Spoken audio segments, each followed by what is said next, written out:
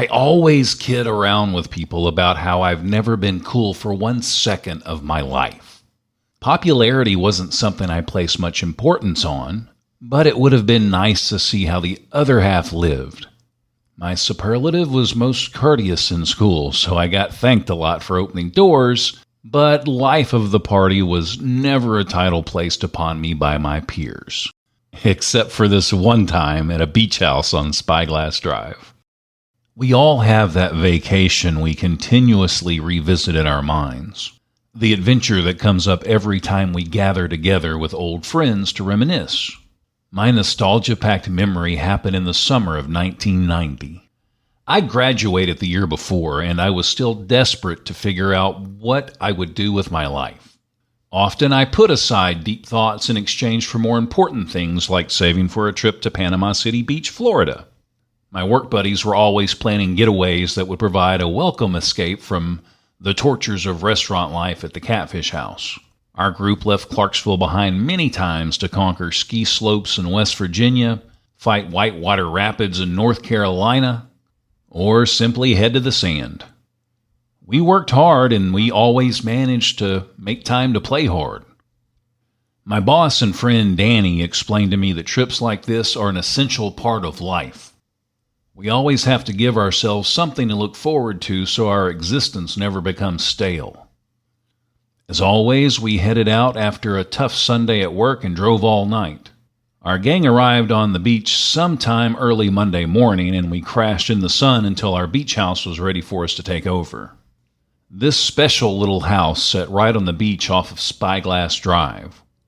I ended up making it my temporary home several more times until a hurricane tore it down years later.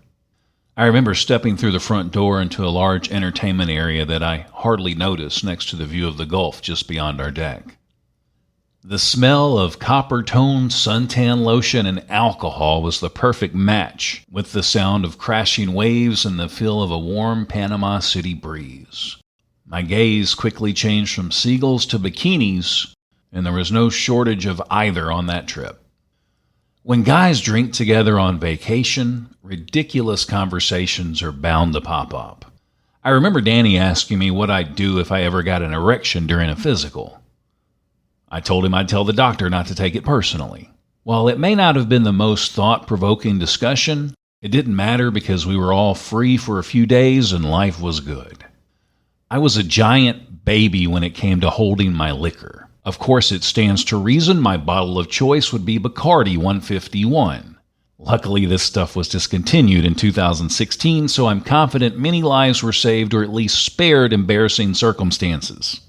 One of my misfortunate moments with 151 happened when I strayed away from the pack with my buddy Ed. I'm sure he saved my life that day, or at least a ticket to the emergency room. After a bit too much, I lost the grip on my bottle and it shattered on the hot, sandy concrete sidewalk. Like a drunken fool, I scurried in to grab a towel with the intention of soaking it up so I could squeeze the liquid into my mouth. This level of stupidity is probably the reason folks should never drink alone. Ed grabbed the towel and politely asked me to let it go. So I did. I refrained from drinking the rest of the trip because I didn't trust myself. After sobering up, I decided to take a walk with my camera in hand. Nope, this didn't scream tourist at all. Ed decided to tag along for some reason, so we took off, leaving our friends behind. I always enjoyed hanging with Ed. We'd often meet for lunch, hit the pawn shops out toward Fort Campbell for deals on cassette tapes, or meet up for a game of cards. We've managed to remain friends our entire lives. We strolled down the beach and laughed about how dumb I was earlier and how we were glad to be away from work for a change. We'd passed tons of beautiful girls, and I fell into my default each time and buried my head because I had no idea of how to strike up a conversation. Something unusual happened as the next female approached, and I can't explain it. It could have been the heat or possibly alcohol poisoning. I don't know, but I went with it regardless. I found my courage. "You're gorgeous," I blurted out before even taking a moment to think. I followed up with, "I'd love to take your picture," as I raised my camera and exposed my goofy grin. It was long before everyone had a phone attached at the hip, so photos were still special. We'd take rolls and rolls of pictures and drop them off at Walmart to get them developed a week later. I thought 1-hour photos were genius at the time, and now everything is instant. Anyway, to my surprise, she said that she'd love for me to take her picture. Before I knew it, she was posing for us on the beach while I gave her directions. Amid our makeshift photo shoot, I calmly mentioned we would be throwing a party that evening if she'd like to stop by our place. The problem with that statement is there was no party at all in the works. I didn't let it worry me though, because I was incredibly caught up in the moment. Soon, other beach bunnies began to crowd around to watch us work. One after another, we'd take a few pictures and invite them to the party. Groups of people watched us for hours and clapped as women stopped by to get a picture and an invitation. I'm not even sure when my camera ran out of film, but no one had to know that minor detail. I never officially learned how to dance. The stiff shuffle of feet moving side to side at my prom doesn't count. So when I heard the song Boardwalk off in the distance and asked a random young lady for a dance, it surprised me as much as the next person. She giggled and asked what I was doing as we held hands and my feet awkwardly moved about, trying to keep some sort of rhythm.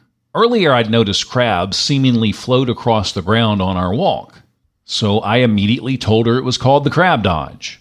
She joined in and bam! The crab dodge was a hit all up and down the white beaches. The meet and greet went on for quite some time until we finally decided to head back to the beach house. The rest of the group was already planning a trip to Club La Vila, so when I told them a few people might be stopping by for a get-together, they didn't take me seriously. I believe they hung around as long as they did, so they could make fun of us when no one showed up for our little party. Ed and I had no idea what the fruit of our labors would bear that evening. I went ahead and cleaned up, hoping for a positive outcome.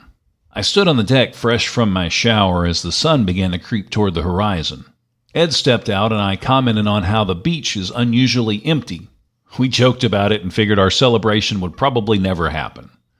I was content because I was still on vacation after all, and the day was epic compared to any typical day for sure. "Look, somebody's coming," Ed said with a bit of excitement. It wasn't just one or two people. Vacationers began piling in as if Kip Winger was throwing a live concert by the water. Groups who had cheered us on earlier arrived along with all of our new friends. The rest of our crew decided to hang out instead of heading to the strip. Beer runs were made, mixtapes were played while the crowd grew and grew. Our little beach house on Spyglass Drive was the place to be this particular evening. None of my friends could walk more than 5 feet without acknowledgement from our guests. At least 10 different dance partners at a time were fighting for the chance to join hands and move around ridiculously like we were trying to dodge crabs. Then I had my epiphany. The day before no longer mattered, and tomorrow made no difference because there was not a single person in the crowd living outside of the moment. We took the day and made it our bitch. I spent the remainder of my time in Panama City relaxing in the sun and taking in the view like I would on any other vacation. The only difference is I couldn't step outside without hearing, "Hey, Chris," from a new friend or an occasional high five as I passed others on the beach. Spyglass taught me that it's okay to be spontaneous, and that changed my life.